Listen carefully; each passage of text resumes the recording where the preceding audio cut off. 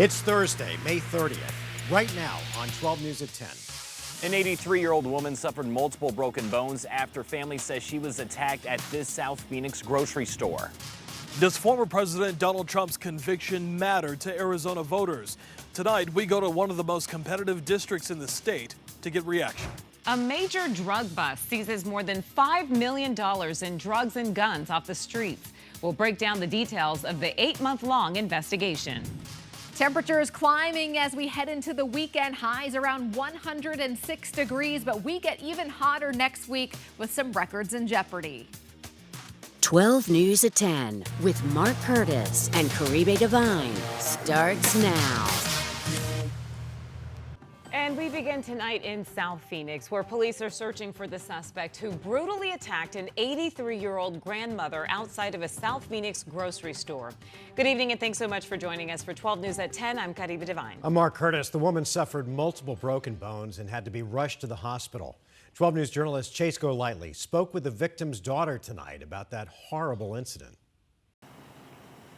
The attack happened at this Food City off Central and Baseline in South Phoenix. The family asked to remain anonymous because the person behind the attack is still out there. A regular trip to the grocery store ended with an 83-year-old shopper seriously hurt. She has a broken shoulder. Her face is fractured. That victim's daughter telling us her mom had just finished shopping at this Food City on Wednesday when someone came up to her and attacked. She wasn't out shopping at midnight. It was in the middle of the day. Knocking the 83-year-old grandmother to the ground, stealing her purse, and then ran away. Her daughter getting a call from a Good Samaritan who saw it and tried to help. The lady said, "You need to come. Your mom's been assaulted." Meeting her mom at the hospital. How is she doing right now?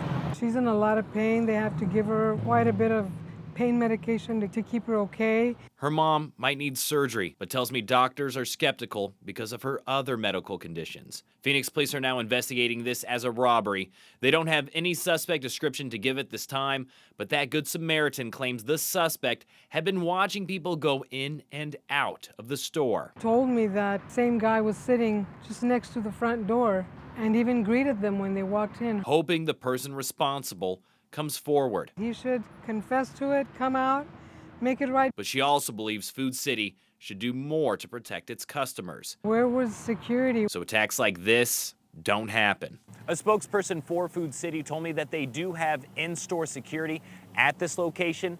However, the guard was not on duty the morning of the attack. They said safety is a top priority for them, and they are wishing the victim a speedy recovery during this unfortunate event. We're in South Phoenix. Chase Golightly, 12 News. All right, Chase. Within the last hour, forestry officials gave an update on the Simmons fire that continues to burn southeast of Phoenix near Kearney. Crews made major progress battling the flames today, with officials saying the fire has now burned 351 acres, but it's 51% contained now.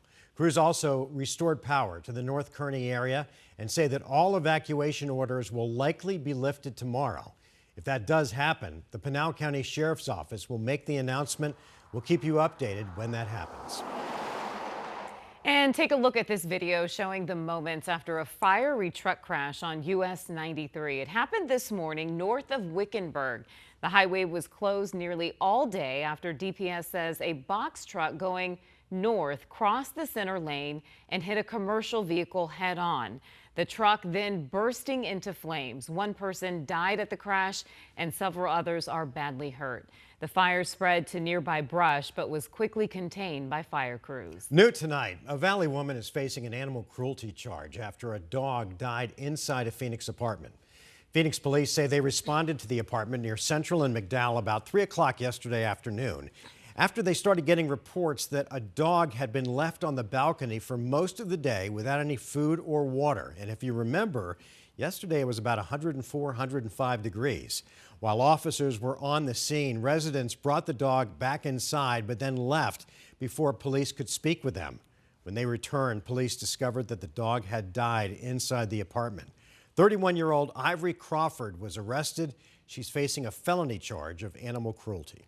Turning now to what was a landmark day in American history, former president and current presidential candidate Donald Trump is now a convicted felon. Trump was found guilty on all 34 felony charges he faced related to falsifying business records. This is all in connection to a hush money payment made to adult film actor Stormy Daniels in an attempt to hide an alleged affair before voters went to the election in 2016. In comments to the press on his way out of the courthouse, Trump maintained his innocence and made it clear that he believes the verdict will not stop his run for the White House. This was a rigged, disgraceful trial. The real verdict is going to be November 5th by the people. And they know what happened here, and everybody knows what happened here. We arrived at this trial, and ultimately today at this verdict, in the same manner as every other case that comes through the courtroom doors, by following the facts and the law, and doing so without fear or favor. Former President Trump is set to deliver additional remarks on the verdict tomorrow morning from Trump Tower in New York. His sentencing is set for July 11th, which is 4 days before the start of the Republican National Convention. Tonight, folks here in the Valley are weighing in on the verdict. 12 News journalist Jonathan McCall spent the day out talking to folks in Chandler about if the verdict would impact them at the ballot box. What did they have to say, Jonathan? Hey, Caribe, good evening. It definitely was a mixed bag of opinions. We came out here to Legislative District 13, which is in Chandler and made up parts of Gilbert as well. This is actually one of the most purple areas of Arizona where you can get a number of Republicans, Democrats, and those who are independents as well. We first came out here last September to show you how folks were thinking about their votes. Tonight, we came back to get reaction to today's big news. Tonight, America's 45th president, now a convicted felon. This was a disgrace. This was a rigged trial by a conflicted judge who was corrupt. Thursday, a New York jury finding former President Donald Trump guilty on 34 counts of a hush money scheme to keep porn star Stormy Daniels quiet about an alleged affair the two had. The conviction now raising questions about whether the presumptive Republican frontrunner can be elected in November. And the U.S. Constitution does not prohibit an individual with a felony conviction from running for president of the United States. Arizona is once again expected to play a major role in deciding the road to the White House.